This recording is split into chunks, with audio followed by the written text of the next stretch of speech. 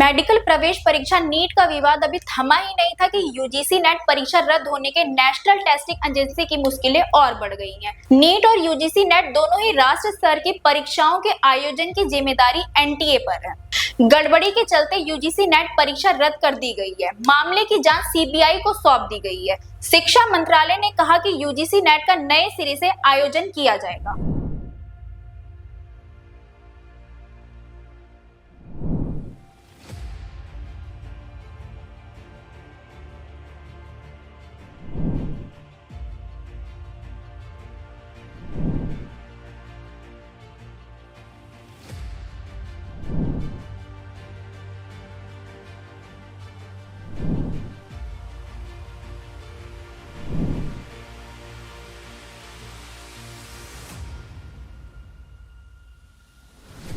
UGC net परीक्षा में गड़बड़ी मिलने के बाद एनटीए ने एग्जाम रद्द कर दिया है। मामले की जांच सीबीआई को सौंप दी गई है। शिक्षा मंत्रालय ने बुधवार को ऐलान किया था कि यूजीसी नेट का नए सिरे से आयोजन किया जाएगा। परीक्षा की सूचिता से समझौता होने का मामला सीबीआई को सौंपा जाएगा। शुरुआती जांच में पता चला है कि परीक्षा की पारदर्शिता के साथ समझौता किया गया है, इसलिए एनटीए ने परीक्षा रद्द करने का फैसला लिया है। परीक्षा का आयोजन 18 जून 2024 को किया गया था। देश भर के 317 शहरों के 1205 केंद्रों में मंगलवार को आयोजित हुई यूजीसी नेट परीक्षा के लिए 11.21 लाख से अधिक पंजीकृत उम्मीदवारों में से लगभग 81% उपस्थित हुए थे। 83 विषयों में यूजीसी नेट का आयोजन किया गया था। शिक्षा मंत्रालय का यह फैसला मेडिकल प्रवेश परीक्षा नीट में कथित अनियमितताओं को लेकर उठे विवाद के बीच आया था। मंत्रालय की ओर से जारी बयान में कहा गया कि 19 जून 2024 को विश्वविद्यालय अनुदान आयोग यानी कि यूजीसी को परीक्षा को लेकर national cyber crime threat analytics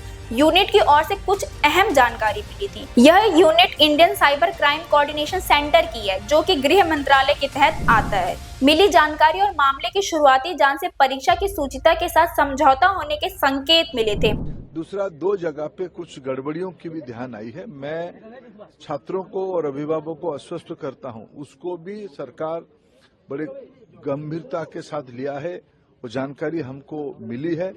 हम वो सारा विषय को एक निर्णायक स्थिति तक ले जाएंगे। उसमें कोई भी बड़े अधिकारी हो, एनटीए की कितने भी बड़े दायित्वधारी हो, अगर वो उनमें गुनहगार पाए जाएंगे उनको भी छोड़ा नहीं जाएगा। और एनटीए में बहुत सुधार की आवश्यकता है। कुछ विषय एनटीए एक स्वायत्त संस्था था, लेकिन एनटीए की बारे में सुधारने की बहुत आवश्यकता है। सरकार उसके ऊपर भी चिंता कर रही है। लेकिन मैं फिर आश्वस्त करता हूं, किसी को, कोई भी गुनहगार को छोड़ा नहीं जाएगा। उनको कठोर से कठोर दंड मिलेगा। इसलिए शिक्षा मंत्रालय ने फैसला लिया है कि यूजीसी नेट जून 2024 परीक्षा रद्द की जाए। परीक्षा फिर से आयोजित की जाएगी, जिसकी जानकारी अलग से साझा की जाएगी। इसके साथ ही गड़बड़ी के निष्पक्ष जांच के लिए मामले को सीबीआई को सौंपा जा रहा है। आपको बता दें कि इस बार एनटीए ने यूजीसी नेट परीक्षा अलग अलग चरणों में सीबीटी यानी कि कंप्यूटर बेस्ड टेस्ट मोड में कराने की बजाय एक ही दिन में पेपर पेन मोड पे करा ली। 6 साल बाद फिर से यूजीसी ने नेट का एग्जाम ऑफलाइन मोड यानी कि पेपर पेन मोड पे लिया था।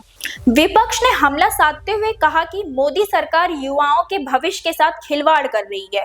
कल देश के विभिन्न शहरों में यूजीसी नेट की परीक्षा कराई गई। आज पेपर लीक के शक में परीक्षा रद्द कर दी गई। पहले नीट का पेपर लीक हुआ और अब यूजीसी का। मोदी सरकार पेपर लीक सरकार बन गई है। तो हम तुरंत दोबारा मांग करते हैं कि अब एनटीए को तो बैन कर देना चाहिए। आपको पता होगा, प्रकाश जावड़ेकर जी ने जब ये एनटीए शुरू करा था 2017 में, तो सीबीएसई पर सवाल खड़े करे थे कि किस तरीके से सीबीएसई 10 या 15 पेपर एक साथ कराता है, बहुत ज्यादा सीबीएसई पर बर्डन है, कहीं ना कहीं सीबीएसई ये एग्जाम कराने में सक्षम नहीं है, इसलिए हम नेशनल टेस्ट एजेंसी लेके आ रहे हैं। ये प्रकाश जावड़ेकर जी ने, आप अगर उनका ट्वीट खोलेंगे 2017 का, वो ट्वीट में भी क्लियर ये मेंशन करते हैं कि 2017 में हम क्यों एनटीए लेकर आए।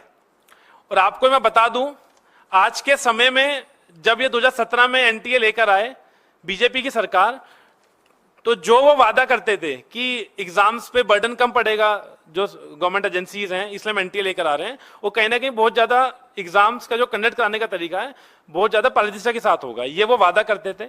लेकिन जिस तरीके से चीजें पिछले 3-4 दिन में निकल कर आई, कल सुप्रीम कोर्ट ने भी बोला कि अगर इसमें 0.1% भी कुछ अगर खामी होंगी तो हम सख्त कार्रवाई करेंगे।